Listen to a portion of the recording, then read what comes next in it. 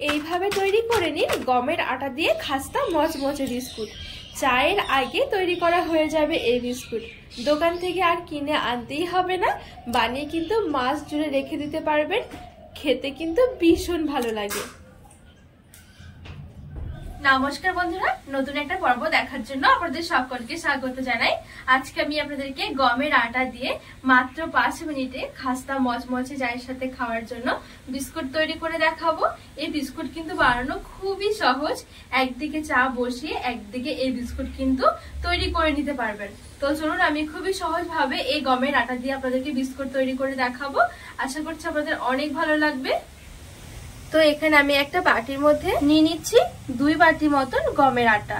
তো আমি এখানে একটা ছোট্ট বাটি নিয়েছি, বাটিটা মেপে কিন্তু আটাগুলো নিচ্ছি। অবশ্যই কিন্তু একটু মেপে নেবেন। আর দিয়ে দিচ্ছি ওই বাটিরই হাফ বাটি সুজি।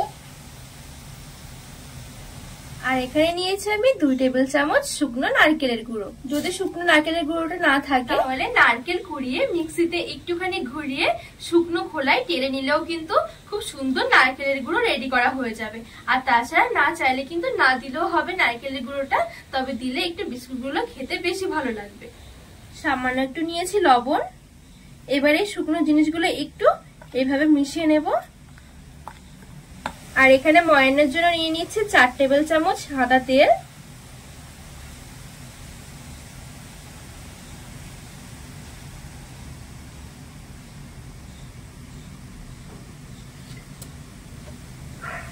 একটু ভালো করে ঘষে ঘষে ময়াম করে নিতে হবে আটাটা। আর এইভাবে আটা দিয়ে বিস্কুট তৈরি করলে যেমন হেলদি হবে তেমন কিন্তু খুবই টেস্টি। বিকেলে চায়ের সাথে এরকম বিস্কুট থাকলে খুবই ভালো লাগে খেতে। তো এখানে আমি খুব সুন্দর করে দেখুন আটাটা ময়াম করে নিয়েছি। এখন চাপ দিলে দেখুন কি সুন্দর জড়ো হয়ে যাচ্ছে, আবার ভেঙে দিলে আগের মতো সেই ঝুড়ো ঝুড়ো হয়ে যাচ্ছে। এইভাবে করে কিন্তু ময়ামটা করে নিতে হবে। এবার এই পর্যায়ে নিয়েছি আমি চিনি। যে বাটিটা দিয়ে আমি আটাটা মেপেছিলাম সেই বাটিরই 1 বাটি। অবশ্যই কিন্তু গোটা চিনি নিতে হবে। আর এই পর্যায়ে কিন্তু চিনিটা দিতে হবে।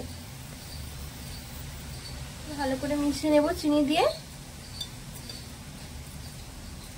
আর এখানে নিয়েছি 10 টাকার 1 প্যাকেট গুঁড়ো দুধ। তো এবারে এই গুঁড়ো দুধটাও দিয়ে দেব, টেস্টটা খুব সুন্দর আসবে।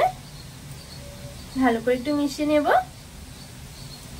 আর ওপর থেকে অল্প অল্প করে জল দিয়ে একটা শক্ত ডো মেখে নেব।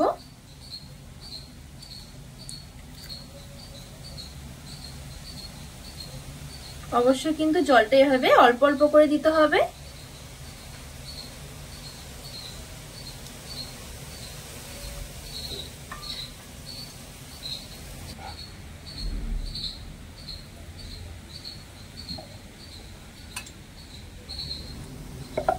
তো এখানে দেখুন আমি অল্প অল্প করে জল দিয়ে শক্ত একটা ডো মেখে নিয়েছি।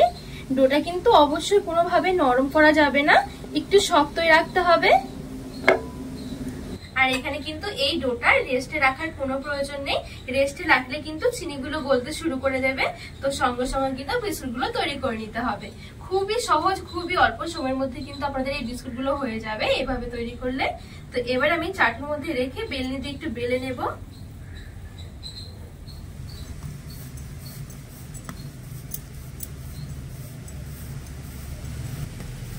তো দেখুন এখানে আমি খুব সুন্দর করে বেলে নিয়েছি। আর এই সাইডগুলো কিন্তু ফাটা থাকবে, কোনো অসুবিধা হবে না। একটু এভাবে করে কেটে সমান করে নেব। আর এই কাটা অংশগুলো দিয়ে কিন্তু পরে আমি আবারও বিস্কুট তৈরি করে নেব।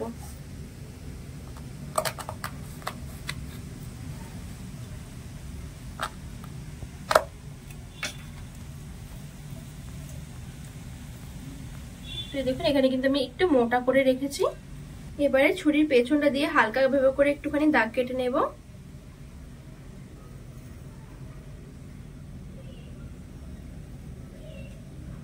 একদমই হালকা করে।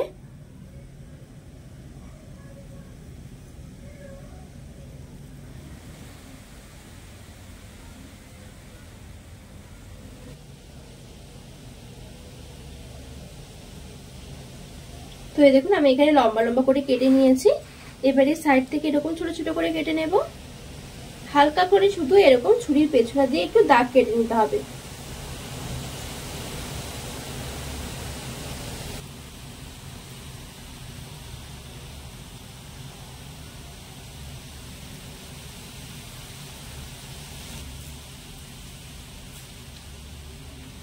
তো এই দেখুন এখানে আমি খুব সুন্দর করে বিস্কুটের জন্য ডিজাইনটা করে নিয়েছি। এবার ঠিক এইভাবে করে একটু লম্বা লম্বা করে শেপ করে কেটে নেব।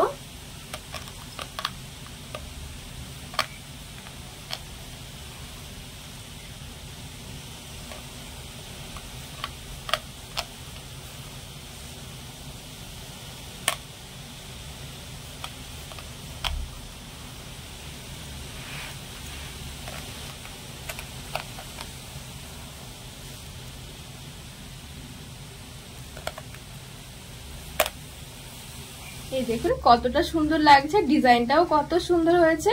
আপনারা চাইলে কিন্তু যে কোনো ডিজাইনে কিন্তু করে নিতে পারেন বিস্কুটগুলো। তো এখানে আমার বিস্কুটগুলো তৈরি করা হয়ে গেছে। এবারে আমি এখানে ভেজে নেওয়ার জন্য কিছুটা তেল হালকা করে গরম করতে বসিয়ে রেখেছি। তেলটা কিন্তু একদমই হালকা গরম হবে, হালকা গরম তেলে কিন্তু বিস্কুটগুলো ছাড়তে হবে। তো এবার আমি ছেড়ে দেব।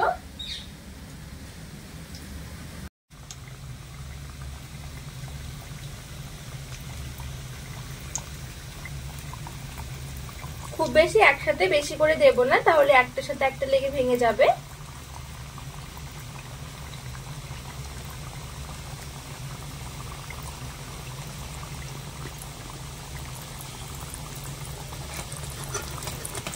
তো এখানে আমি কিছুটা বিস্কুট ছেড়ে দিয়েছি, এবারে হালকা আছে ভেজে নেব। তো প্রথম থেকে শেষ পর্যন্ত কিন্তু গ্যাস আঁচটা হালকায় রাখতে হবে। হালকা রেখে ভাজলে কিন্তু বিস্কুটগুলো অনেক বেশি খাস্তা মচমচে হবে। তো এখানে একটা পিঠ আমার হয়ে গেছে। তো আর এবার উল্টে দেবো, উল্টে ওই পিঠটাও খুব সুন্দর করে ভেজে নেব। খুব বেশি সময়ও লাগবে না কিন্তু বিস্কুটগুলো ভাজতে।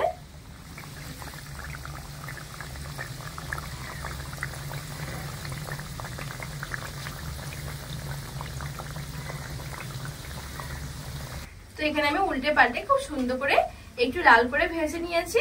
আর এখন যখন ভাজা হবে বিস্কুটগুলো তখন মনে হবে এই বিস্কুটগুলো কিন্তু অনেকটাই নরম, কিন্তু যখন নামানো হয়ে যাবে একটু অপেক্ষা করলে কিন্তু বিস্কুটগুলো একেবারে মচমচে আর খাস্তা হয়ে যাবে। নামানোর সময় একটু মনে হবে নরম বিস্কুটগুলো।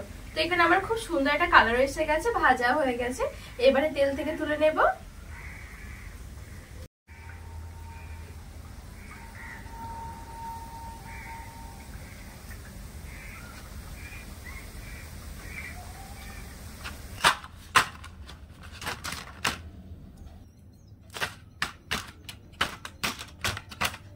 তো বন্ধুরা এই দেখুন এখানে আমি সবগুলো বিস্কুট খুব সুন্দর করে একটা বাটির মধ্যে সাজিয়ে নিয়েছি।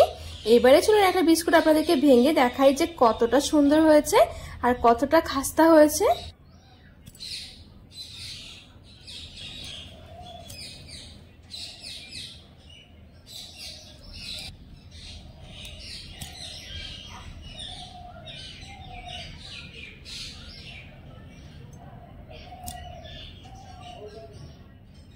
তো বন্ধুরা আজকে খাস্তা আটার বিস্কুটের রেসিপি আপনাদের কেমন লেগেছে অবশ্যই কিন্তু কমেন্ট করে জানাবেন। আর আপনারা কিন্তু বাড়িতে অবশ্যই এভাবে একবার বানিয়ে দেখবেন। একবার বানিয়ে রাখলে কিন্তু আপনারা 2 থেকে 3 মাস পর্যন্ত খেতে পারবেন। খুব সুন্দর থাকবে, বিস্কুটগুলো কোনোভাবেই নষ্ট হবে না। তো রেসিপিটি ভালো লাগলে চ্যানেলটিকে সাবস্ক্রাইব করে পাশে থাকা অনুরোধ রইল।